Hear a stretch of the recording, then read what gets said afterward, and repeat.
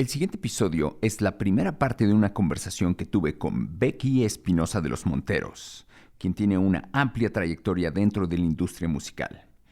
Ella ha trabajado con múltiples disqueras, artistas nacionales e internacionales, y en este episodio nos comparte anécdotas y su experiencia. Antes de iniciar, quiero pedirte un gran favor. Tómate unos segundos para darle seguir a este podcast en cualquier plataforma donde lo estés escuchando. Eso ayuda mucho a mi proyecto. Becky Espinosa de los Monteros, gracias por estar aquí. Gracias a ti, Al. Tienes amplia experiencia en la industria musical, tienes 41 años de trayectoria. Y desde 2008 diriges tu agencia de marketing, que se llama Beck Marketing y Medios. Así es. Has vivido muchos cambios dentro de esa industria y quiero estar seguro que viviste la época donde hubo un clímax económico en la industria musical. Había mucho dinero. Me tocó, como le decimos nosotros, la época dorada. Sí. De la industria discográfica. Sí, porque hacíamos unas presentaciones de discos impactantes. Había mucho presupuesto también para producciones y grabaciones, para los artistas y todo eso. Las ventas eran millonarias, las ventas de discos, y bueno, todo eso ha venido en caída libre con todo esto de las nuevas tecnologías, ¿no? Que benefician en muchos aspectos, pero en otros también han mermado mucho la economía para el artista y para las producciones. Sí. ¿Cómo era un lanzamiento de un disco un artista en esa época? Bueno, pues en primer lugar, todo era una planeación. O sea, eran juntas a veces de 2-3 días para diseñar cuál era el plan de marketing de un artista, fuera nacional o internacional. Diseñabas desde hacíamos, me acuerdo, juntas de producto primero. Sí. Y era para escuchar el disco. Y todo el mundo decía, oye, este tema está bueno, y habían las diferentes opiniones. Y de ahí salía cuál iba a ser el sencillo. Okay. El sencillo lo escogíamos entre varias personas, no lo escogía en sí el artista. Obviamente el artista decía, este tema le apuesto, porque se trabajaba por discos completos, no se trabajaba por sencillos como ahora. Ajá. Entonces se hacía esa junta de producto, inclusive con la gente de ventas, porque eran equipos muy, muy grandes de promotores y de vendedores a nivel nacional, y decías, este es el sencillo. Obviamente con un oído comercial también para que pudiera entrar a radio, para que tuviera también buena recepción con la gente de las tiendas que compraban el producto y demás. Y después, pues, la parte de los dineros, por supuesto, ¿no? ¿Cuánto se le va a invertir a este artista? Porque en una disquera hay artistas top, los que vienen de la regional, los que están en desarrollo, hay también como ciertos niveles, ¿no? Sí. Para asignación de presupuestos. Y esos presupuestos cubren lo que es, pues, la presentación del disco, poder hacer un videoclip, poder hacer otra producción, la parte de la radio, que es muy, muy importante y en ese tiempo era carísimo, que hoy en día ya ha cambiado un poco. Era carísimo. ¿Por qué? Carísimo, estamos hablando de payola. Sí, por supuesto. Ese es el nombre prohibido, ajá, pero sigue existiendo. Sí, ¿se supone que se acabó o...? No, o hubo como ya no hay payola? Más bien ha habido un cambio. Ahora ya a veces, ahora ya pagas, pero entra por comercialización de las radiodifusoras. Ya no se va directo a la bolsa de un locutor, de un programador o de un empresario, que eso sucedía. Ahora, por ejemplo, bueno, en muchos casos entras por comercialización y puedes pagar como una pauta. Okay. ¿No? De rotación del tema. O sea, 3 veces al día, 4 veces al día, 8 veces al día. Y como disquera, que todavía existen disqueras, está Sony Music, está Warner Music, está Universal Music, que ya esas 3 se comieron un poco a las demás, hubo muchas fusiones. arman sus planes franceses para todo el año, apartando ya los espacios para sus artistas en las radios. En cuanto a la payola, supongo que era como un secreto, o sea, no es algo... Pues era un secreto a voces. ¿No era bien visto o...? Híjole, esa es una pregunta un poco difícil. Porque siempre fue muy prohibitivo hablar de eso, ¿no? Ok. Y esa es mi pregunta es, ¿por qué era prohibitivo? ¿Era un acto ilegal? Es que no era un acto underground. Ajá. Okay. Más que ilegal, era underground. ¿Por qué? Porque se sí. manejaban dineros por abajo del agua, ¿no? Okay. Sí, ok. O sea, cuenta, tú eres el programador de la estación y yo como promotor de la disquera. Yo te llevo 7 artistas, ¿no? Y de esos 7 artistas, pues igual no pueden entrar los 7 a programación, porque yo llego de una disquera con 7, llega otra disquera que antes eran 5 disqueras u 8 disqueras, no sé, con su arsenal, ¿no? Y todos quieres que todos, tu objetivo como promotor de radio es que, o como gerente de radio, es que todos entren. Sí. Okay, pero tú como programador no puedes meter mis 8 más sus 8 más los 8 más los 8. Ajá. Entonces, ante esa competencia, existía la famosa payola. Okay. Es, oye, amigo, vámonos a comer, te invito un viaje a Las Vegas, o regálate un coche en allá y demás, ¿no? O los dineros por abajo del agua que caían directito para acá.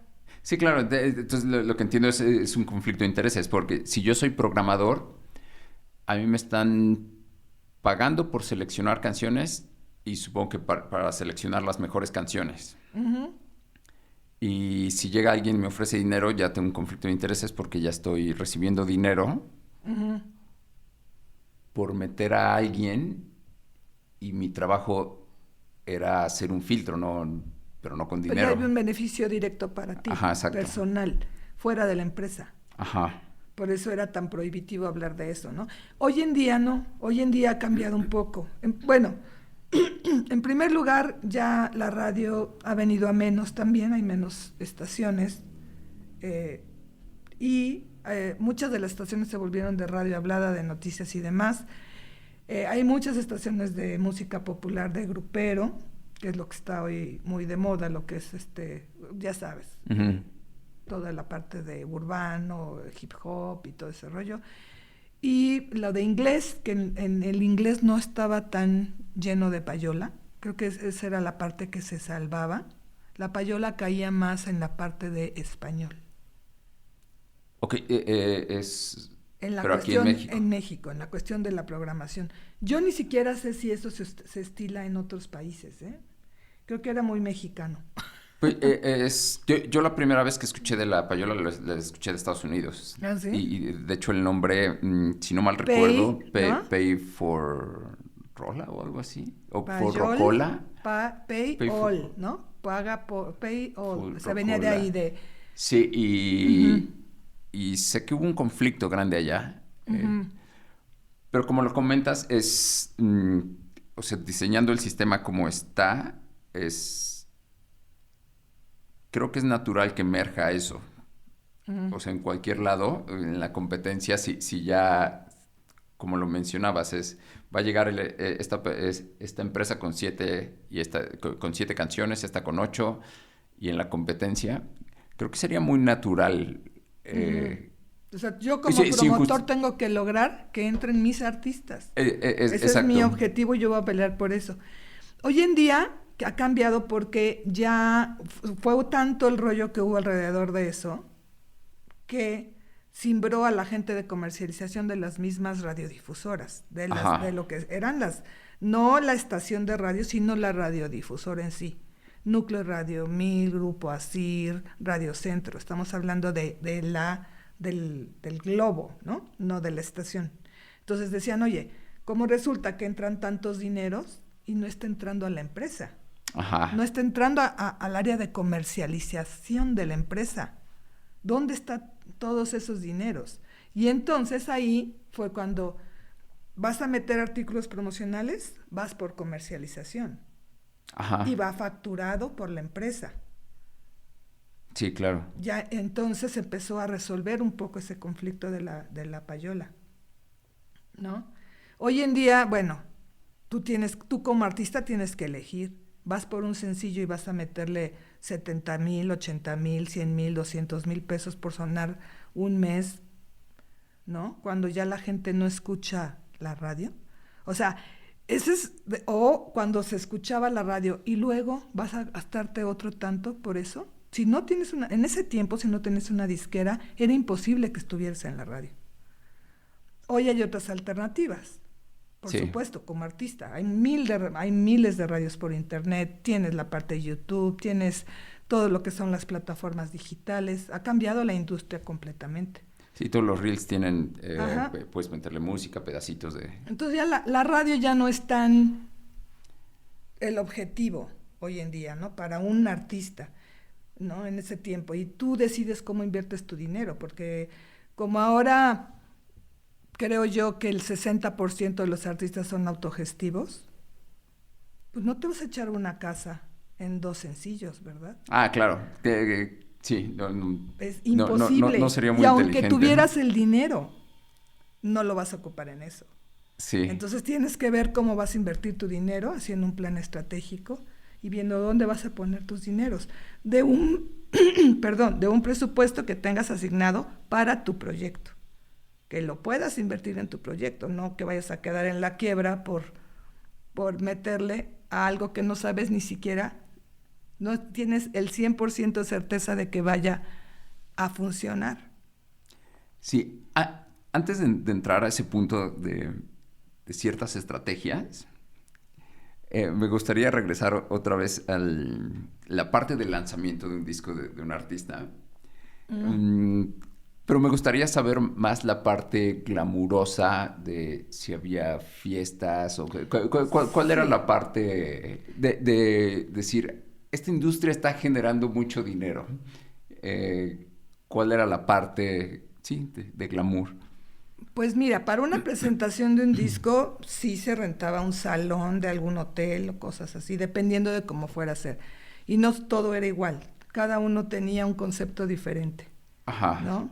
Y se invertía dinero en esa presentación porque, perdón, mi garganta, porque traías a promotores de radio de toda la República, porque traías a la gente de ventas también de toda la República, porque traías a los dueños de las tiendas de discos a la presentación.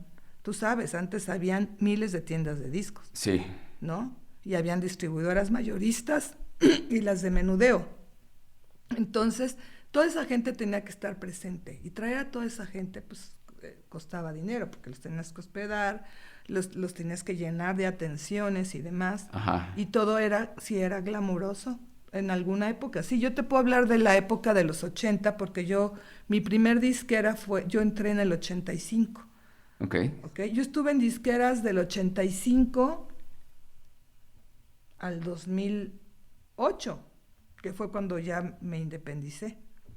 Pero yo creo que la opulencia que me tocó vivir en cuestión de inversión en esas presentaciones y en esos lanzamientos debe de haber sido 80s, 90s. Y por ejemplo, en una junta de lanzamiento era, ¿cuál es el sencillo? Que ya había habido una presentación de una junta de producto, una junta con vendedores, una junta con la gente de marketing previa y después se armaba todo un plan de marketing para ver qué se iba a hacer y en qué tiempos, todo calendarizado y con presupuestos, ajá. ¿no? Por artista. Entonces eran juntas muy, muy largas, ¿no? Y era para nacional, para internacional y también por géneros, ¿no? Y, por ejemplo, para un artista de balada nacional, por decir, ya tienes el primer sencillo, ya sabías que iba a ser el segundo sencillo y el tercer sencillo. Sí, Eran planes trimestrales o cuatrimestres para ver qué ibas a hacer en cada uno. Enero, febrero, marzo, ¿qué tienes? ¿Qué hay? ¿Qué falta? Solo así te das cuenta qué falta en cada trimestre. Porque muchas veces todas tus acciones están enfocadas al primer trimestre y el segundo se te queda vacío, y luego el tercero y el cuarto súper lleno porque es cuando más venta había de discos, que era el último trimestre. Y ahí tenías que modular las acciones y decías, bueno, si aquí tengo 20 acciones y aquí no tengo nada, me paso unas para acá, ¿no? ¿Cuál va a ser el apoyo al primer sencillo? ¿Cuál va a ser el segundo? Para que todo tenga un equilibrio. Y cada lanzamiento iba apoyado por presentaciones, meet and greets, firmas de autógrafos, viajes del artista, su videoclip, dónde iba a ser el videoclip, si iba a ser en la ciudad, iba a ser en provincia, iba a ser en Estados Unidos. Supongo que tenían que hacer que los artistas trabajaran mucho, pero supongo que también los tenían que consentir, algunos. Al artista siempre se le tiene que consentir. ¿Cómo qué tipo de cosas, en qué tipo de cosas En hacerlo sentir cómodo, en hacerlo sentir bien. No me refiero yo a consentir de regalarle oro y ¿no? La opulencia total en cuestiones de caterings y todo. Hay artistas que se lo han ganado y lo pueden pedir. ¿Y lo exigían? ¿Los artistas? Hoy lo siguen exigiendo. ¿No? ¿Qué cosas consideras que eran sorprendentes o que no te imaginabas? Pues que te pidan fruta del Himalaya o no sé, cosas raras que dices, güey, ¿de dónde saco esto, no? Por ejemplo, o sea, sí es real este tipo de exigencias donde, yo quiero toallas de tal color. Claro que sí. Y quiero M&M's, solamente quiero los de color tal. rojo, claro que sí, sí es real. E inclusive hay artistas, no voy a decir quién, pero hay artistas que al hotel que llegan piden que les cambien el toilet. ¿Cuál es el toilet? El baño. Ok. Sí, ok. Sí, o sea, yo voy a llegar, voy a estar aquí 2 semanas, 8 días, me cambias todo esto nuevo.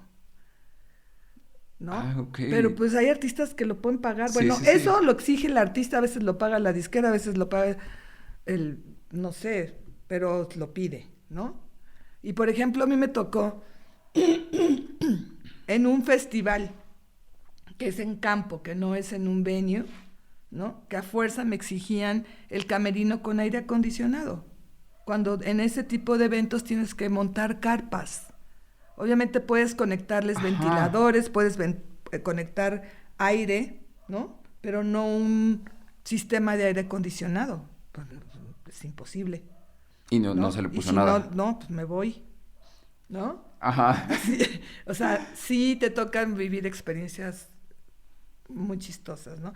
O sea, si tú desde el principio le dices al artista, no se puede porque es un campo, ¿no? Es un parque gigante, aquí no hay camerino como tal, y lo acepta en ese momento, pues ok, pero si la persona con la que tú estás tratando, porque muchas cosas no se entera el artista hasta la última hora, no se lo transmite al artista, y el artista llega pensando en que va a llegar al Parque Nacional de no sé dónde, que va a encontrar un camerino donde va a tener paredes y va a tener aire acondicionado y no lo hay, pues obviamente se quiere ir al artista, ¿no? O sea, son 1000 cosas con las que te enfrentas, 1000. Estando cerca del artista, ¿no? Que a veces el artista no se entera hasta el final. O sea, la comunicación es súper, súper importante. O sea, lo que entiendo es que el artista a su manager le puede decir, yo quiero M&M's rojos. Y el manager es el que pide esas cosas. Claro. Pero el artista no sabe, o sea, puede ser que digan, no va a haber M&M's rojos. Bueno, y en esa época como disquera te tenías que encargar el artista pidió M&M's rojos y los tenías que tener. Si pedías algo que no existiera, pues yo te iba a decir, eso no existe, y tú se lo tienes que decir al artista, esto no lo vas a tener porque no existe. Hoy en día, pues hay muchos artistas o muchos eventos que se hacen que no son a través de la disquera, ¿no? Yo tengo una experiencia reciente que me pedían que en el escenario hubiera montada una recámara, ¿ok? Ok, sí. Sí, porque ese era el ideal para el artista de acuerdo al concepto de su presentación. Este artista perteneció a una banda importante, internacional, Ok. ¿ok? Con disquera. Fue parte de la RCA, fue parte de aquí y de allá. Ahorita venía independiente, Ajá. ¿ok? No traía una disquera detrás. No venía por un contrato, sino venía por cover, ¿ok? Entonces el venue me dice a mí, pues yo no le puedo poner la recámara, Ajá. ¿no? Y aparte no hay un contrato donde el artista exija que si no está la recámara montada en el escenario no toca. Ok, ¿Ok? sí. Entonces, al decirle yo al artista, oye, es que no vienes por contrato, no traes una disquera, no te está contratando el venue, vamos por cover, tú te tienes que hacer cargo de la producción del escenario, ¿no? Sí. Entonces, se molesta el artista y dice, yo si no está todo el rollo, no me subo a tocar, consíguelo como puedas. Estuve consiguiendo lámparas, alfombras, cama inflable, Sí se montó el escenario. sí se montó. Me llevé de mi casa, le pedí amigos, compré tapetes, compré un espejo. ¿Por qué? Porque yo ya estaba comprometida con los venues, ¿no? En ese momento yo hubiera podido decirle al artista, ¿sabes qué? Pues no puedo porque no vienes por contrato donde puedas exigir que todo esté arriba del escenario, Sí. Pero supongo ¿no? que te convenía que se lograra porque eso te hace Pues porque mantener. yo ya tenía banners hechos, ya tenía echada a andar la publicidad, ya tenía contratadas las boleteras, o sea, ya había todo un rollo hecho, ¿no? Y dije, bueno, pues vamos a conseguirle todo, lámparas, cama, dos tapetes, o sea, y se montó. Que eso se puede contratar con una agencia y demás, pero aparte el artista decía, eso lo tiene que poner el venue, yo no voy a poner un quinto. Entonces, el artista no quiere poner un quinto, el venue no quiere poner esa escenografía, y yo estoy en medio. Sí, claro, es un conflicto. Es un gran conflicto, y es, o tiras todo y dices, me vale gorro, va y no hago nada, Y es mucho dinero ahí. pues es mucho trabajo, mucha planeación, porque para llegar a eso trabajaste 3 meses antes y al final Ujú. te salen con que recámara, alfombra, cojines y lámparas, ¿no? Dices, no, pues por esto no se me va a caer. Entonces, te lo juro, yo en mi camioneta anduve cargando mesas, lámparas y demás. Y así se fueron a diferentes estados de la República. Cojines, hasta le llevé 3 cojines de mi sala, a ver cuál te es más cómodo. Sí, sí, La sí. silla que no tuviera brazo para que pudiera tocar bien la guitarra. O sea, de ese tipo de cosas suceden. Y a veces, fíjate que cuando uno trabaja en Estoal, que eso es un punto bien padre porque la gente no lo comprende. Creen que te la pasas en el rock and roll, ¿no? Sí, sí. Sí. ¿No? Cañón. O sea, dicen, no, Becky, se va a volver la vuelta del rock, Sí, ¿no? la parte de la fiesta y Hay veces que de... no quieres ya ni estar en el evento de tantas cuestiones que tuviste que resolver en el camino, ¿no? Sí, Independientemente de todo lo que hay de planeación, de organización y de que las cosas sucedan, ¿no? Que aparte vas contra reloj, porque siempre vivimos con un calendario pegado aquí, porque si no, no suceden las cosas. O sea, tú, por ejemplo, no me puedes exigir que tenga la portada de tu disco para pasado mañana si no te has hecho el estudio fotográfico. sí, Por eso sí. es tan importante tener un timetable, ¿no? Entonces, ve todo lo que tienes que organizar previo. Luego todo lo que pasa en el inter, más todas las exigencias que a veces no se pueden complacer, más la cuestión de lealtad entre gente del equipo y gente externa, que en México sucede que todo el mundo quiere el pastel, en lugar de ayudarte te meten el pie y ese tipo de cosas, ¿no? Hay veces que ya cuando llegas al evento, lo único que quieres es que termine. Sí. Hay otros que se disfrutan muchísimo, ¿no? Entonces tu pasión por la música, en mi caso, que fue lo que me llevó a trabajar en todo esto, se queda completamente de un lado y muy lejos de lo que la gente cree que vives en este ambiente, ¿no? Que no, se la pasa en conciertos, en eventos, no, pues en el happening, ¿no? Yo te puedo decir que el 90% de mi trabajo, bueno, no el 90, el 80 es computadora, celulares, hoy en día 2 celulares, hacer toda la estrategia, planes, ya teléfono, pues no mucho, ya todo es WhatsApp, ¿no? Y finalmente estar yendo a lo que son las entrevistas y demás, y finalmente el evento, ¿no? Pero todo lo demás son estrategias, son juntas. Afortunadamente ahora ya la modalidad de streaming nos ha salvado mucho de estar yendo y viniendo para juntas, a veces a las que llegas y la gente no ha hecho nada de lo que se comprometió a hacer. Y pasaron 2 semanas y vuelves a tener la junta y tu trabajo se merma porque cada quien tiene funciones que si no las hace, no sucede todo tu plan. Y entonces se te atrasa y cosas así. Dices, bueno, yo vivo en Lomas Verdes y fui al Pedregal me eché 2 horas de camino para una junta que duró 3 horas donde todo el mundo dijo que no hizo lo que le tocaba y me regreso y estaba cerrado el periférico y me eché otras 3, 4 horas de regreso. Se te va un día completo y no pasó nada. Entonces, ahora con el streaming, pues bueno, te conectas, hablas, ya no pierdes 3, 5, 7 horas o no sé cuántos millones de horas en el tráfico, ¿no? Y a veces por elección empiezas a trabajar de manera más independiente. Dices, bueno, si no pasa, porque ellos no lo hicieron, mejor lo hago yo. Sí, claro. Definitivamente, para que las cosas sucedan en tiempo y forma, porque tú tienes un plan calendarizado que tiene que ser para lograr un objetivo en tal fecha, ¿no? Sí, y ahora que estás hablando de eso, supongo que has visto muchos artistas emergentes. Tal vez viste algunos desde sus inicios, algunos crecer y algunos empezar, pero no lograrlo. Claro. ¿Cuál consideras que es el error más grande de estos artistas que no lo logran? Oye,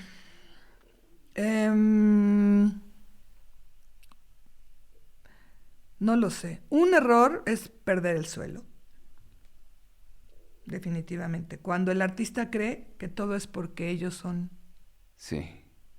¿No? Porque su talento es el mejor, porque su disco es el mejor, o su música es la mejor, y porque ellos son dioses. Y porque salieron en la Rolling Stone, o salieron en la revista Soundcheck, o salieron acá porque ellos se lo merecían. Muchas veces nosotros estando detrás conocemos al editor de la revista. Es un ejemplo, para que me entiendas un poquito a lo que voy. Yo conozco al editor de la revista Rolling Stone. Vamos a ponerlo como ejemplo, ¿no? Y lo mismo que te decía hace ratito, como el promotor de radio que hablábamos. Sí. Llego yo con 3 grupos que estoy promoviendo. Obviamente no le voy a llevar basura, porque yo también tengo un prestigio. Ajá. ¿No? Claro. Y si me abren a mí las puertas es porque saben que lo que yo traigo es algo que vale la pena. Sí. Sin embargo, no sé si valga la pena para él, como editor de la revista, ¿ok? Entonces yo llego con Rocky, Tambor y Pedrito, ¿no? Y resulta que a él le gusta uno. Sí. Obviamente, ¿por qué le gusta? Porque trae un press kit bien presentado, porque la música está bien hecha, porque traen una buena imagen, porque le lleve fotos súper fregonas, porque todo está bien estructurado. Nos regresamos a la estructura. Y aparte el tema está sonando y aparte están tocando aquí y aquí y aquí y aquí. Y dices, vale la pena para estar en Rolling Stone. No estoy hablando de portada, estoy hablando de a lo mejor una columnita o X. Sí. No, porque esto, tampoco, de 3. Uh-huh. Él es mi amigo, el editor. Luego yo me voy a comer con él, pero no le estoy ni dando dinero ni nada. No lo puedo obligar.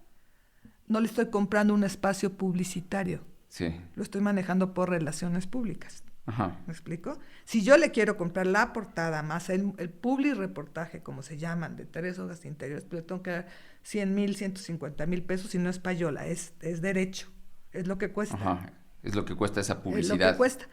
Entonces, bueno, después de que para que él decidiera quedarse con Rocky, fue porque yo este proyecto lo trabajé casi un año antes de corregirles el press kit 5,000 veces, de decirles, oye, estas fotos no sirven, hazte un nuevo estudio fotográfico, cámbiale aquí, ponle acá, vamos a lanzar este sencillo en tal fecha, todo este plan de marketing que hablábamos de que se hacía en una disquera, que yo traigo ese know-how y que hoy en día lo ocupo un poco para trabajar con mis artistas, que yo, bueno, no son míos, que yo promuevo. Ajá. Lo presentas y hay cosas que se vuelven un éxito, que funcionan o que por lo menos dan el brinco, ¿no? Sí. Entonces logro la rolling y logro esto y logro el otro, ¿no? Pero también porque estoy ahí taladrando. Y a lo mejor no tiene lo adecuado, tanto como este. Y yo ahí a veces le pido el favor, ¿no? Oye, pues, ¿sabes qué? Ayúdame con este. No me des la plana completa, pero ponme una reseña de este artista, la verdad está trabajando muy bien y tal, y viene esto y viene el otro. Y estoy trabajando con el artista por un lado para que algo suceda y por el otro lado estoy trabajando para que me lo publique. Sí. Y lo logro. ¿No? Así y lo logro. Resulta que que se lo merece, Becky, gracias, qué fregón, que luego son los más centrados, los que realmente sí se esforzaron por hacer las cosas bien. Y que no se esforzó, que lo logré meter por mis medios, por mis relaciones, ¿no? ¿Cree que es por...? No, es que yo ya estuve en la Rolling Stone y pues yo ya, oye, me está llamando otro medio digital para... No, yo ya no hago ese tipo de entrevistas. No, pues yo nada más de la Rolling para arriba, ¿no? Claro que sí es. Claro que sí, claro que sucede. ¿No? Sí, claro. Entonces, un gran error es perder el piso. El piso. Y eso en cuestión de todo, ¿eh? También interna de la banda. Internamente también guardar el equilibrio de los egos es súper importante, porque cuando una banda empieza a emerger, empiezan a veces guerras internas. Por eso es que aplaudimos tanto a unos Rolling Stones que llevan más de 50 años tocando y que tienen un equilibrio, que obviamente han tenido momentos, ya sabes, del eterno sub y baja, pero que lo han sabido afrontar y salir, ¿no? Sí, claro. O sea, el que todas esas bandas hayan logrado sobrevivir tantos años en giras, donde solo están ellos, conviven con ellos, es más difícil de lo que la gente se imagina. Todos los que hemos tenido bandas y es por muy poco tiempo, te das cuenta que los problemas surgen inmediatamente. Claro. Y la mayoría no sobrevivimos a esos problemas. Y son problemas, considero que son más pequeños que los problemas que pueden surgir en giras y ya con el dinero que se está generando. A niveles tipo Rolling Stone, por supuesto que tienen Rolling Stones, hay otro tipo de cuestiones, como lo que dices tú, estar de viaje por todo el mundo, dejar de ver a sus familias, tener que convivir con ellos mismos todo el tiempo, te enfrentas a otras cosas. Pero imagínate una banda emergente, ¿no? Que tocaron sus primeras tocadas en el venue, no digamos nombres, ¿no? Y llegan todas las chicas y ¡ah! Con el cantante, ¿no? Y el que se la rifa en la banda es el guitarrista, es el que lleva el orden, es el que compone las rolas, el que tiene el estudio de grabación, es el que pone el orden de todo y todas las chavas, el guitarrista, porque digo el cantante porque es el guapo, porque es el frontman, por lo que tú quieras. Sí.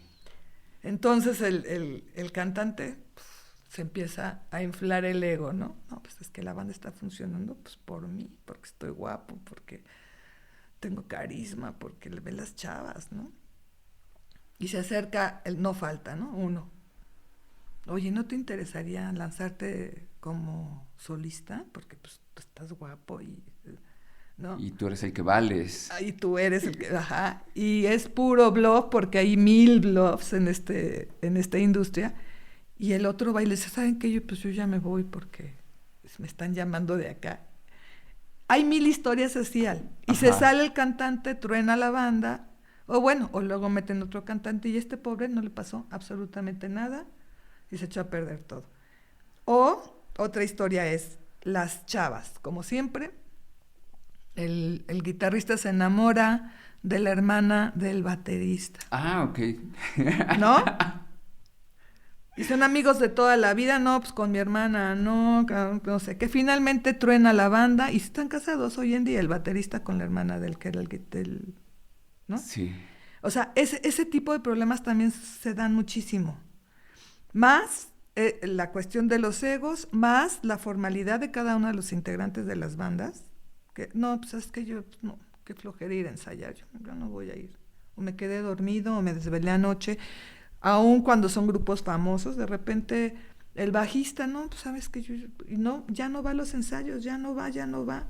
Y de repente, pues oye, eres buenísimo, eres el mejor bajista del mundo y estás cuerísimo y todo, pero no vienes a los ensayos. Te vas de la banda. ¿Cómo? ¿Por qué? ¿No? Y se va.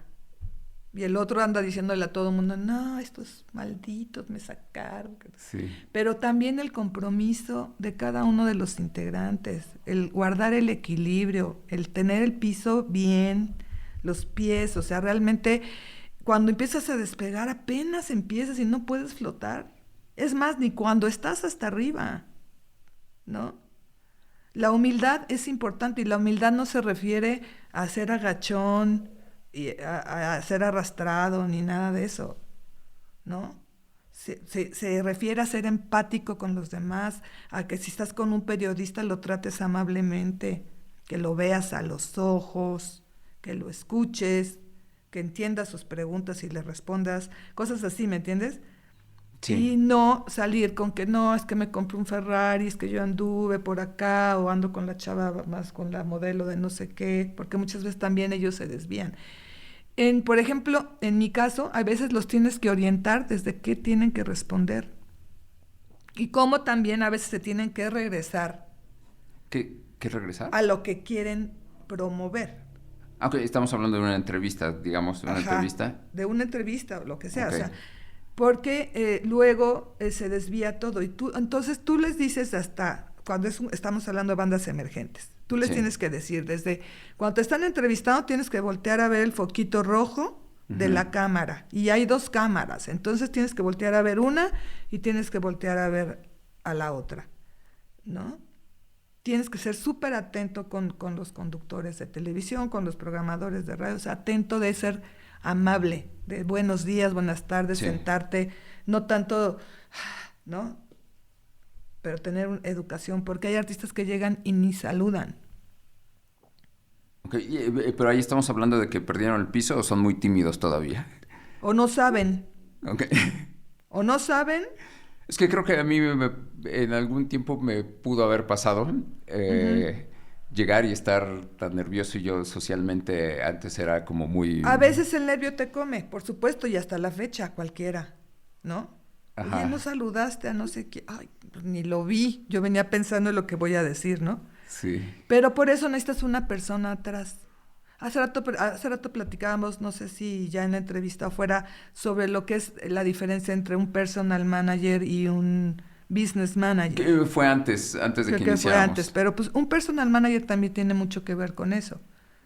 O sea, que te vas, es como tu sombra y va contigo y te dice tienes que hacer esto y píntate así o peínate así, saludas a tal, porque es el que produce, te saludas a tal y tal.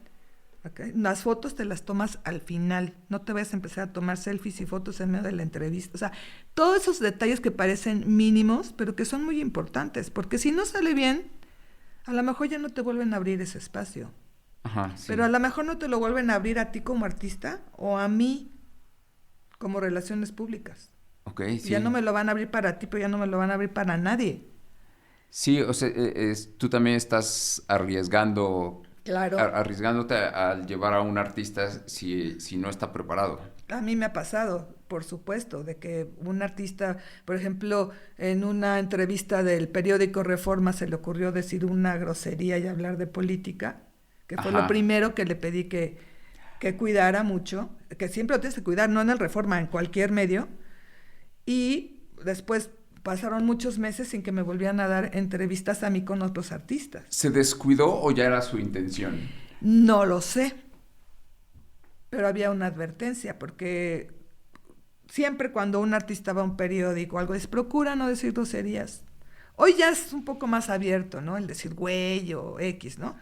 Pero ya hay palabras más fuertes que no puedes decir en televisión, Sí, claro. ¿no? O en un periódico, que el periódico se puede editar, pero si estás haciendo una transmisión en vivo, pues luego entra el reclamo. El reclamo no se lo hacen al artista, me lo hacen a mí. Sí. Por eso digo que pasan tantas cosas en el Inter que hay veces que cuando llega el momento del concierto ya no quieres ni estar ahí. O, por ejemplo, estos artistas emergentes que ya, porque los llevaste a un periódico, a una radio o a una televisora, empiezan a perder el piso, ¿no? Oye, ¿me puedes ir a comprar unas toallas femeninas? ¿O me puedes ir a comprar un repelente de moscos? Porque hay, ¿no? Espérame, o sea, yo no soy tu chacha.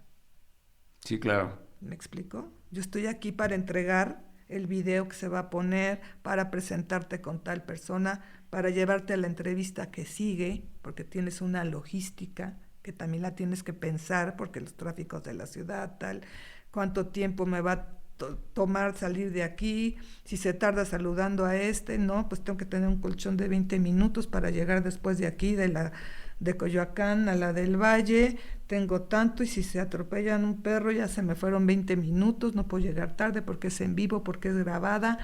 Todo eso se escribe todo eso lo tienes que poner por escrito en un plan Sí.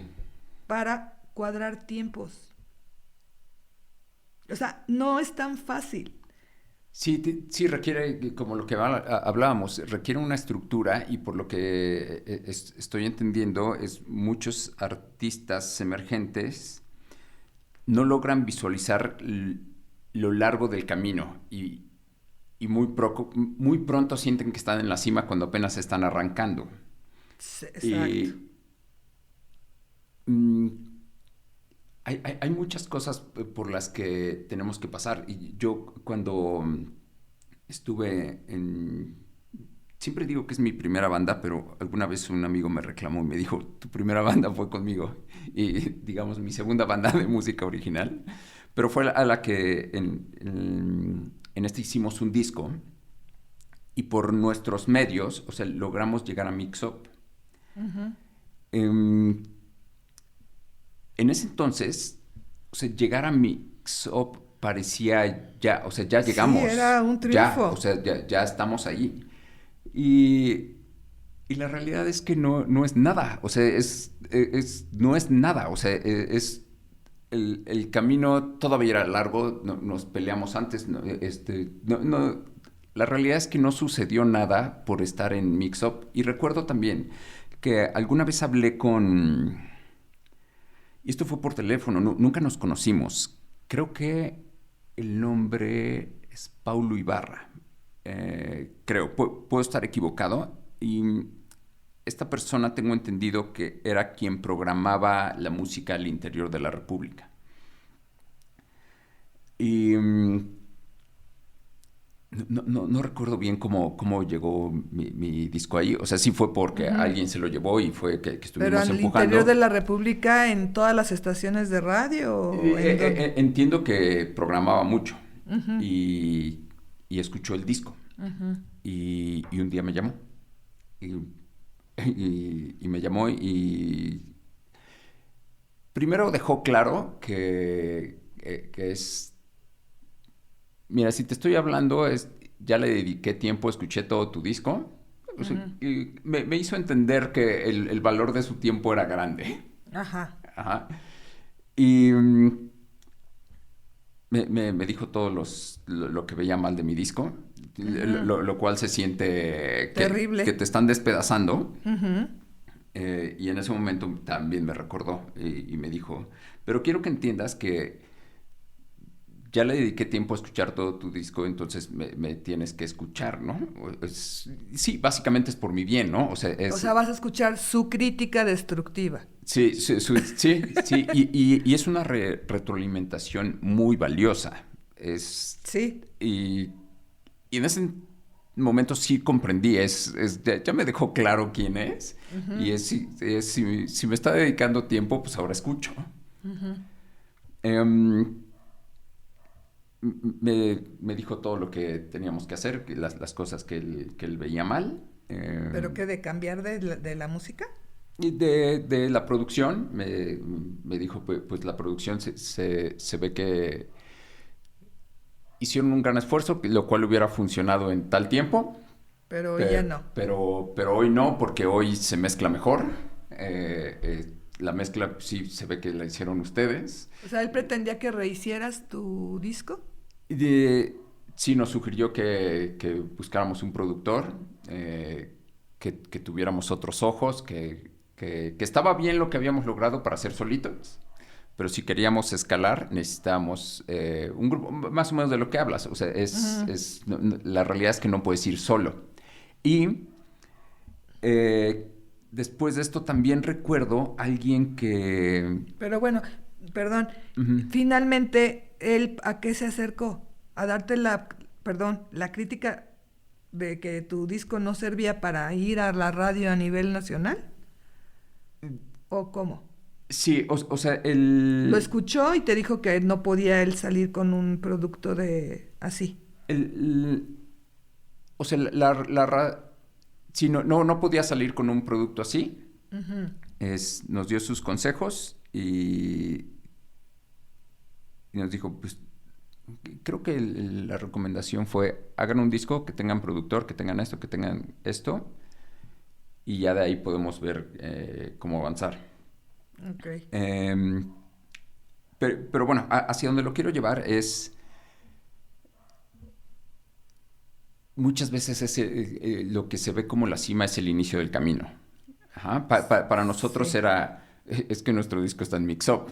Y es que nuestro disco lo tiene en las manos el Paulo. No sé Ajá. Y también recuerdo otra ocasión que creo que el bajista, por alguna razón, estaba con alguien no recuerdo en qué estación, y platicando le hablaba del camino largo, ¿no? Pues hay más cosas que hacer, dijo, porque, o sea, si llega y ponemos tu canción, para cualquier artista, no quiere decir nada todavía. Y recuerdo que también le dijo, es más, mira, vamos a hacerlo.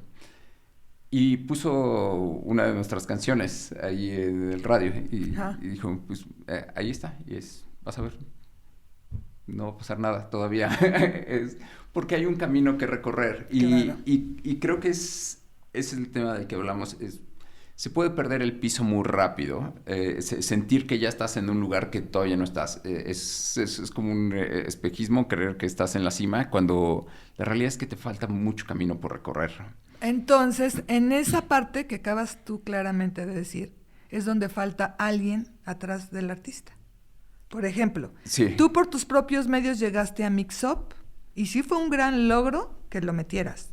Yo te lo digo, porque yo también he llevado 10 y a veces puedo meter 2, o podía, porque creo que ya también ya ha venido cerrándose muchísimo la parte de la venta física, ¿no? Sí.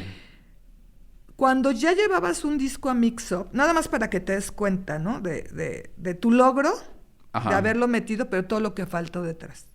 Cuando tú llevas un disco a Mix Up, que es un gran logro haberlo colocado, ¿qué tienes que hacer para que se mantenga en la tienda, para que la gente sepa que está ahí? Hay muchísimas estrategias de marketing que van de la mano o que iban de la mano con Mix Up. Estaban los listening stations, ¿no? estaban las antenas que podías vestir. Estaban unas pantallas donde tú podías programar que se viera tu video. Ajá, sí. Podías hacer firmas de autógrafos, podías hacer meet and greets. Pero por otro lado, tu tema estaba sonando en la radio, tenías una presentación en algún venue. O sea, no son acciones sueltas. Las acciones sueltas no sirven para nada. Ajá, sí, exacto. Tiene que haber una estrategia de marketing y que tienen que haber impactos al mismo tiempo por todos lados. Lo que se llama la frecuencia, ¿no? Impactos y frecuencia. Entonces, por ejemplo, a lo mejor me desvío un poquito, pero espero que no. Cuando tú como artista, cuando yo llego como RP contigo y te digo, a ver, yo te voy a hacer un plan de marketing, te voy a conseguir unas entrevistas en periódicos, vamos a hacer unos medios digitales, voy a ver si puedo conseguirte que vayas a tal y tal estación de radio, y no puedes prometer, te voy a llevar aquí y aquí y aquí, no, porque dicen, ponme, tú como artista me dices, ponme a dónde me vas a llevar, no a dónde me puedes llevar, a dónde me vas a llevar. No lo sé, a menos de que pagara. Okay. Entonces, todo lo que yo te estoy proponiendo es lo que voy a llevar yo como RP, ¿no? A tratarlo de meter. Por la confiabilidad que tienen también de que yo llevo artistas de calidad. Y porque también yo ya oí el producto, ya sé de qué va, voy a venderlo de alguna manera para que me den las entrevistas, para que me den esto y el otro. Tu disco ya está en Mixup. Tú llegaste después conmigo cuando el disco ya estaba en Mixup, no lo metí yo. Pero entonces yo llego con la gente de marketing de Mixup y le voy a decir, vamos a meterlo, estoy haciendo concierto en tal fecha, estoy en entrevistas de radio aquí y aquí y acá, voy a salir en estos periódicos aquí y aquí y acá, me voy a ir de gira a Guadalajara, Monterrey y aquí. Entonces, todo esto es para que mi disco llegue al top 10. ¿Qué me falta?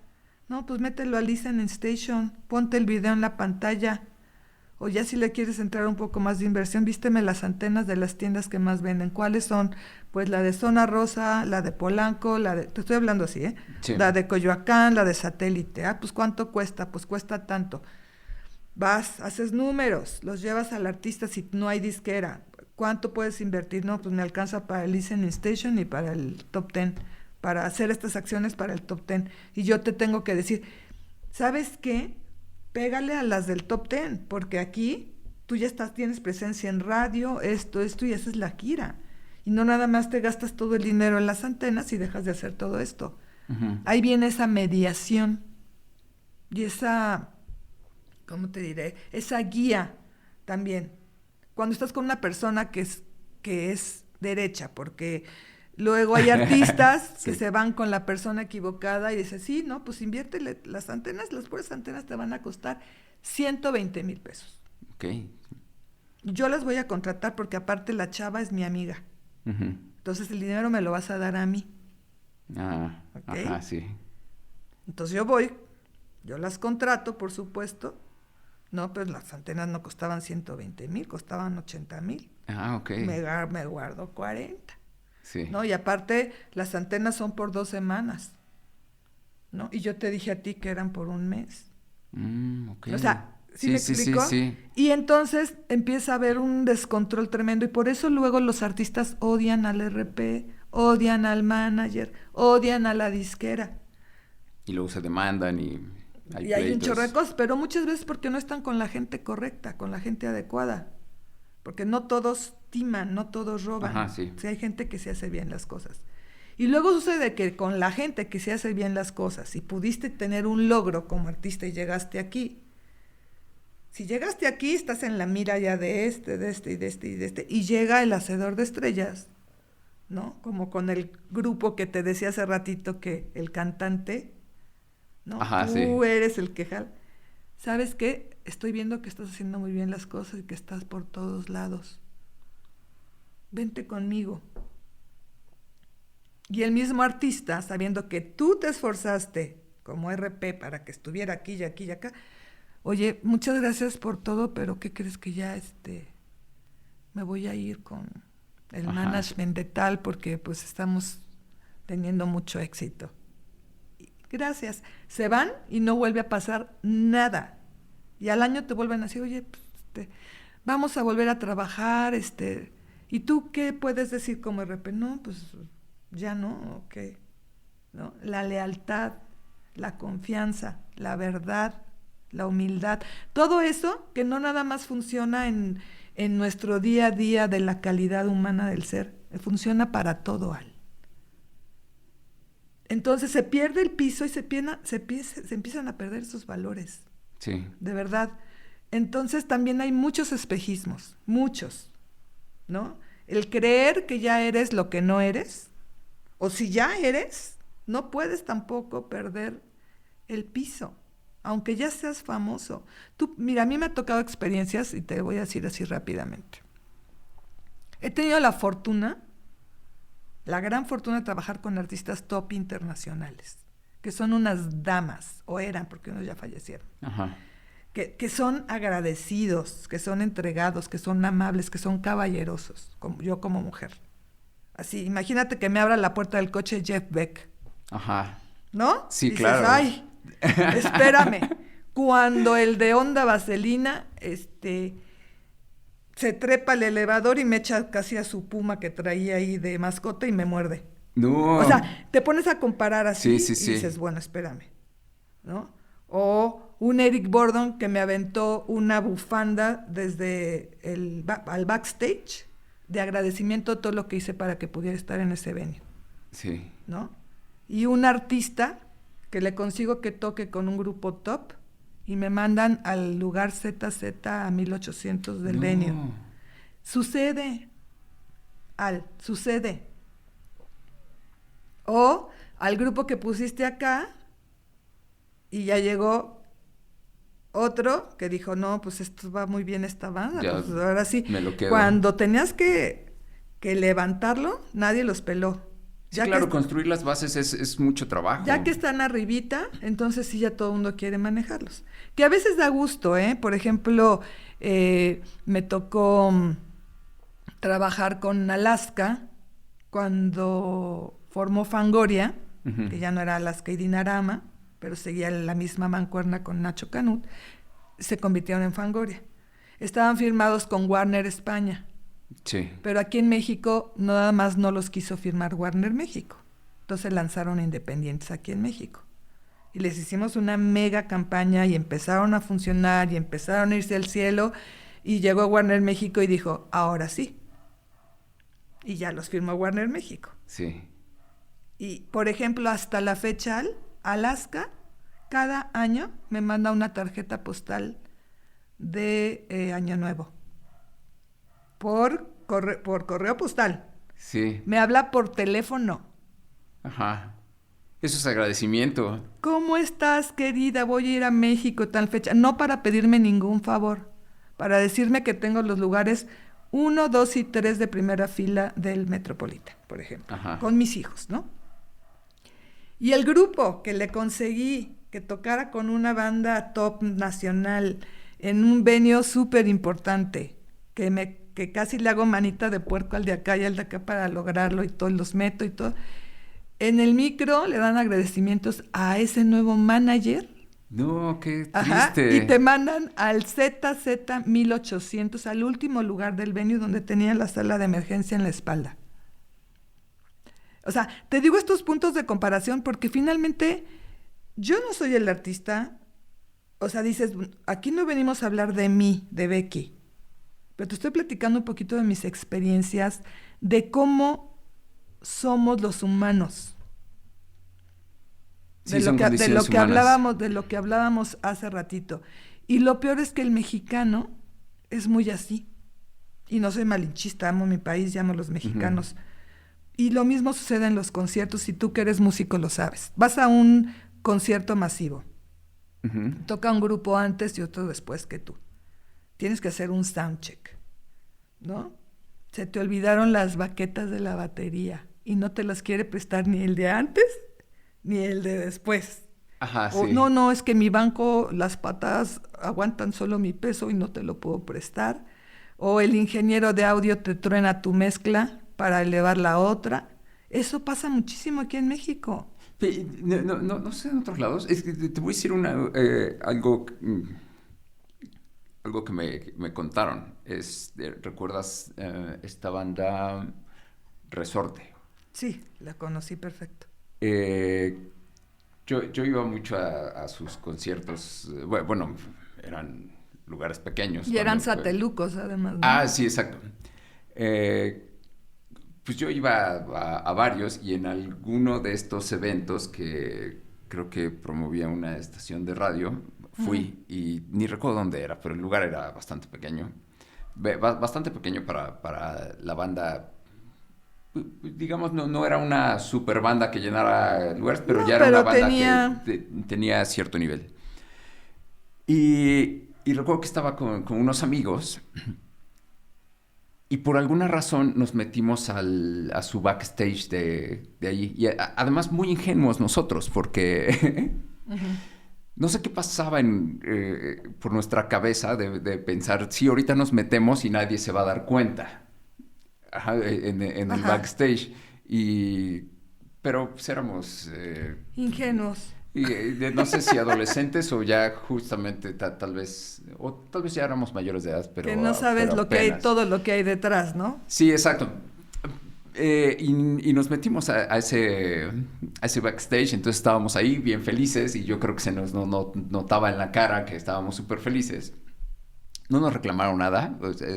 Yo creo que para todos yo creo que fue evidente de estos no pertenecen aquí. Ajá. Pero no recuerdo si era bajista y cantante. Pero bueno, uno de ellos estaba platicando con nosotros y tenía muy poco que Green Day tuvo un concierto en el Palacio de los Deportes, pero Green Day todavía no era el hitazo que era. Creo que acá tenía poco de haber sacado el disco de Nimrod. Todavía no era ya el Green Day de American Idiot y de todos los demás. Es en sus inicios. Sí, tocaron en un ala del Palacio de los Deportes. Ves que hay como unas bodegas. Bueno, no sé si sean bodegas, bueno, pero más bien unos... No es el escenario... Los pasillos estos largos que sí, donde tocan bandas que no llenan el palacio. Ahí tocaron y abrió Resorte. Y yo recuerdo que también fui a ese concierto.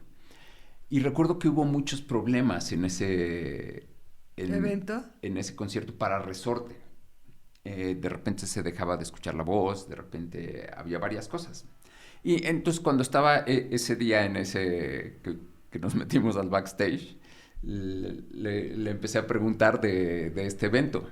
Y lo que me dijo fue, dice, pues es que estuvo muy manchado porque el ingeniero de audio de Green Day nos apagó los monitores, de repente nos apagaba la voz y fue un concierto que no disfrutamos, estuvo horrible. Eso fue con una banda internacional. Ajá, sí, exacto. Pero también pasa entre bandas nacionales. Ah, sí, eso está peor porque somos ahora sí que hermanos, ¿no? Sí. Entre comillas. Y también hay categorías, ¿no? Banda emergente, banda media y los rockstars nacionales, que a veces también le hacen su chicanada a los que ahí vienen, ¿no? Entonces, bueno, yo creo que si eso cambiara un poco, sería mejor para todos, ¿no? Digo, obviamente cada quien se tiene que hacer responsable de las cosas que tiene que llevar para tocar en un escenario, por supuesto. Sí. Es un grave error no llevar tus baquetas, o sea, pero siempre suceden cosas. Sí. Y a lo mejor puede haber un poquito de cordialidad, decir, bueno, ¿sabes qué, carnal? Pues ahí te las presto, ¿no?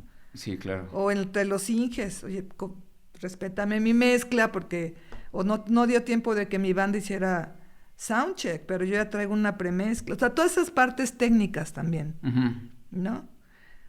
Creo que la tecnología ha ayudado un poco muchísimo, en algunas cosas, porque ahora ya lo salvas y... Te llevas tu tablet y ahí, ¿no? Es increíble. Sí, eso ha ayudado mucho. Entonces, a lo que voy es tantos factores que hay detrás de un tema, tantos factores que hay detrás de un artista o de un grupo, ¿no? No solo el talento vale.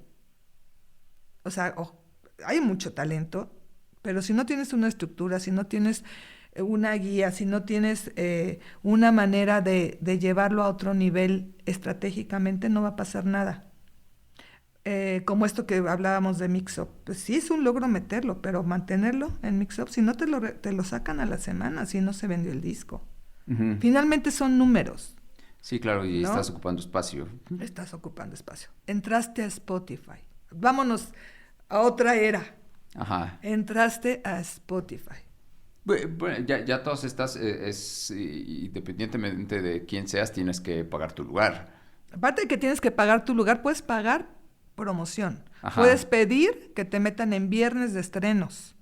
Ajá. O sea, hay estrategias de marketing para las plataformas. Pero Sí, tienes exacto. que saber cómo llegar. Si por medio de tu distribuidora, ¿no?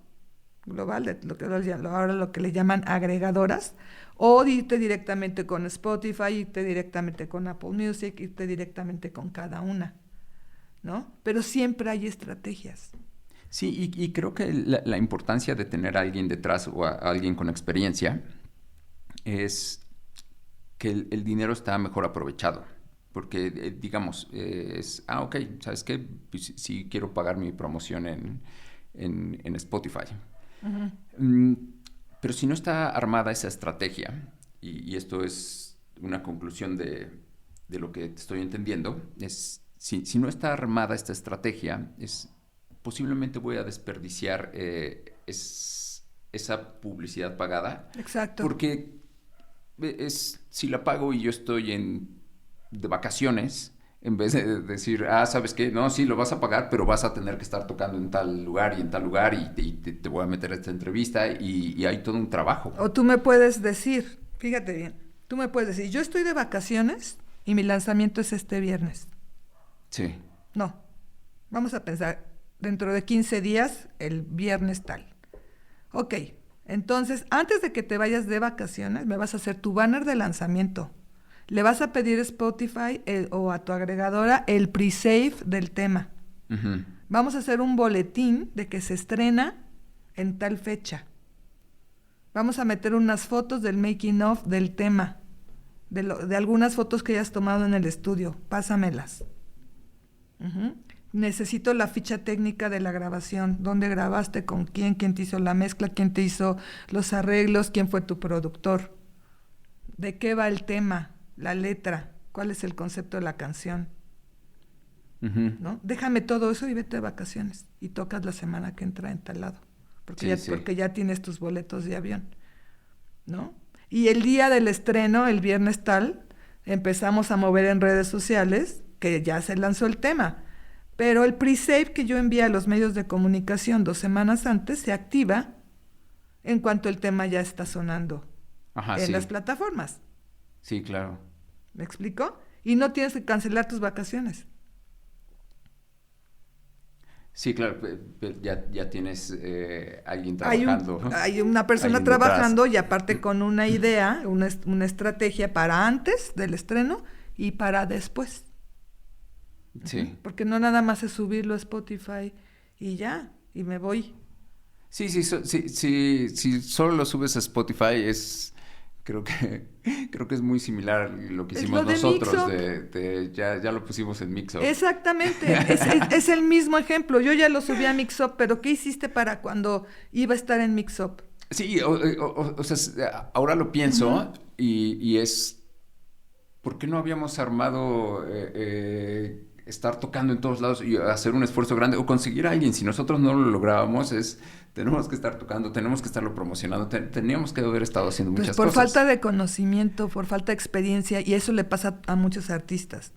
Y aparte el artista normalmente está clavado en la creación, en el estudio de grabación, está pensando ya en el tema que sigue, ¿no? O en el disco que sigue, y la parte del marketing se les olvida. Sí, claro, y además es algo que nos pasó a nosotros. Le pasa a mucha gente porque acuérdate que este es un universo con muchos planetas. Sí, exacto. Lo que nos pasó a nosotros, y creo que fue lo que más nos afectó, fue que nuestro ego estaba creciendo muy rápido. Y el haberlo metido a Mix Up es, tú pierdes la cabeza. El de nosotros tenían un pequeño... ¿Anaquel? ¿Dónde están? Estaban los estos de los audífonos, Los pero, sí, los pero había headliners. uno pequeñito, donde también tenía audífonos. Y ahí es donde estábamos. Entonces sí podías llegar a Mix Up y escuchar... Eso era muy bueno. Los listening stations se llamaba. Ajá, era uno diferente, o sea... Ajá. ¿Y lo pagaron? No. Pues fíjate, qué afortunado porque se pagaban esos espacios. Entonces, o sea, imagínate cómo podíamos perder la cabeza y ya de ahí ya nunca nos pudimos poner de acuerdo casi de nada. Y ahí fue donde terminó todo. Porque te frustras también como artista, de que las cosas no suceden, de que tu sueño de que ya estabas en Mix Up, de que tu sueño que lo escuchó un gran promotor de radio a nivel nacional te haya dicho que le faltaba y esto y el otro y que casi volvieras a hacer tu disco, ¿no? Uh-huh. O sea, ahí, por ejemplo, en ese caso de ese promotor o programador, fue un poco cruel. Si hubiera venido él con algo que fuera a aportar en pro de la banda, pero en ese momento... Creo que aportó, porque el haberle dedicado unos minutos a explicar por qué... Él consideraba que no estaba óptimo. Es que no se fue directamente a criticarlo. Fue lo primero es... Ya tiene muchísimos años esto, pero, o sea, recuerdo que fue como unos minutos para decir, escuché todo tu disco. Ajá, eso es valioso. Ajá, y también recuerdo que me dijo, muchos discos no terminan ni una sola canción. O sea, quería decir que lo atrapó la música y por eso lo escuchó todo. Sí, de alguna manera. Supongo que sí, o sea, si te avientas todo un disco. Claro. Y creo que a ese nivel estaría muy torcido decir, voy a escucharlo para hacerlo sentir mal. Sí fue valioso todo lo que me entonces sí fue una crítica constructiva. Sí, definitivamente. Okay. O sea, es una parte dolorosa, pero... Para ti como artista, que te digan, oye, el bajo está escondido por allá en el fondo, tienes que sacarlo. Y la voz se oye como con un bote. ¿Ese tipo de crítica? Sí, o sea, se refirió mucho a la mezcla. Ajá. Y tenía razón, o sea, la mezcla la hicimos nosotros. Se refería a la masterización. Dijo, no le hicieron un estudio de mastering. Y sí, no le hicimos en un estudio de mastering. ¿Y te propuso con quiénes? Creo que sí. O sea, nosotros podíamos elegir. Pero ahí fue cuando nos peleamos. ¿Entre ustedes? O sea, nunca llegamos a acuerdos y empezamos a componer y ya. No se llegó a nada. Me pareció muy buena... ¿Crítica? Sí, o sea, dolorosa, que posiblemente no lo hubiera obtenido en otro lado. Porque en otro lado está el... sí. O sea, honesta. Ajá. Sí, sí, exactamente. Sí, que también llegué a escuchar otra crítica de otro amigo que es un productor... Hoy es un productor de Grammys. Y recuerdo que una vez me dijo, ya lo escuché. Y también, o sea, es súper doloroso el feedback. Sí, claro, o sea, cosas que en ese entonces yo no escuchaba y posiblemente mucha gente no se va a dar cuenta de ese tipo de cosas, pero es valioso. Me decías que tu mezcla se escucha plana, está todo aplastado y son ciertas cosas ambiguas que recibes y es así de, me está doliendo, pero no te estoy entendiendo. Pero fíjate bien, o sea, en tu caso, justo fue en esa época en que el grupo tuvo problemas internos y no llegaron a acuerdos y se desintegró. Ajá, sí. Yo tuve una experiencia similar con una banda que me dijo, Becky, ¿nos puedes promover? Sí, a ver tu disco. Yo todavía, mi coche traía para poner CDs. Sí. Y lo puse y lo empecé a escuchar. Y empecé yo a hacer esa crítica, ¿no? Internamente, yo lo iba escuchando, manejando sola y tal. Y después los vi y les dije, yo no puedo salir a promover esto. Okay. Porque la mezcla está mal hecha. Sí. O sea, la voz se oye atrás, no sé quién sea el bajista, pero el bajo está hasta adelante. No, pues el bajista soy yo. Y ya, bueno, clásico. Entonces, mi sugerencia fue, si puedes conseguirte el tracking del tema o del disco, empecemos por un tema o algo y hagamos la prueba con un tema, con otro productor que te haga una buena mezcla y que te haga un buen máster. ¿Cuál es el tema con el que quieres salir? Ok, bueno, yo ya escuché y este son buenos. Hagamos la prueba con uno de estos tres. Total que así vas viendo, como con ese know-how que yo traía, por ejemplo, de una disquera para escuchar un sencillo, que hablábamos de esas juntas de productos, que también se lo pones a uno y se lo pones a otro y se lo pones a otro y dices, no, como una votación, ¿me explico? Sí. Total que se hizo ese cambio, se consiguieron el tracking, pero no, es que lo grabamos en el estudio de no sé qué, de Molotov, ¿no? Ajá. Pero ¿quién te lo grabó? O sea, no, ni siquiera quién te lo grabó, quién te lo mezcló y quién te lo masterizó. Total que se rescataron los trackings, porque sí estaba bien grabado, lo que no estaba era bien mezclado y bien masterizado. Okay. Llegaron a las manos de un buen productor y se rescató y quedó un disco maravilloso, Al. Y se empezó a promover ese material, ese disco, ese artista, y sí llegaron a un buen nivel y pasó algo con ese disco. Sacaron un segundo disco, ya se los produjo otra persona y así. Pero ellos se dejaron hablar también porque hay artistas que no permiten que les hagas esa crítica constructiva.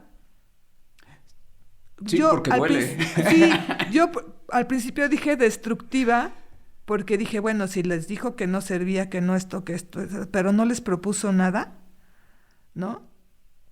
También me quedé yo pensando, entonces, ¿por qué lo escuchó todo? Pero pues eso quiere decir que sí le atrajo la música. Sí, y lo sentí una llamada, digamos, cordial, porque además fue como avisarme, yo estoy aquí para decirte todo.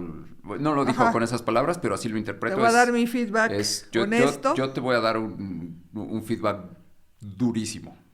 Ajá, y primero hizo su antecedente de, ya le dediqué tiempo, sí, lo escuché todo, entonces... Era valioso. Lo sentí muy respetuoso y... sí tuvo un impacto en mí. En ese momento mucho dolor, pero valioso a futuro. Porque de otros lados no hubiera recibido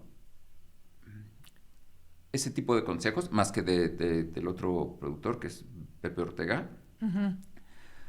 Porque, bueno, o sea, tampoco era que estuviera pésimo lo que habíamos logrado, porque finalmente sí llegamos a Mix Up. O sea, no es como, sí, cualquiera que lo escuche es una oportunidad. No, o sea, estaba bien, pero sí tenían razón. O sea, ya cuando lo llevas a oídos de gente que ha trabajado con música de otro nivel, tiene otro tipo de crítica. Y sí, el estudio donde grabamos cuando estudié en el Politécnico, estudié ingeniería y me especialicé en acústica, y ahí conocí a otro amigo que estaba feliz por todo lo de acústica. Él hizo su estudio de grabación conforme estábamos estudiando, y él fue quien grabó el estudio. También es un gran logro que justo lo que estábamos aprendiendo en la carrera, él lo estaba aplicando para construir el estudio de grabación, puso su mezcla, puso todo.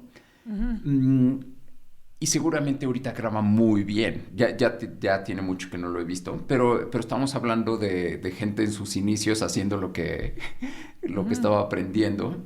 Y sí, él mezcló y él masterizó con los plugins que existían en ese momento. En ese entonces yo nunca había visto un estudio de mastering, y ya cuando lo ves dices, es diferente. Sí. No es solamente poner tus mismos monitores de mezcla. Pero sí, o sea, fue una crítica muy valiosa.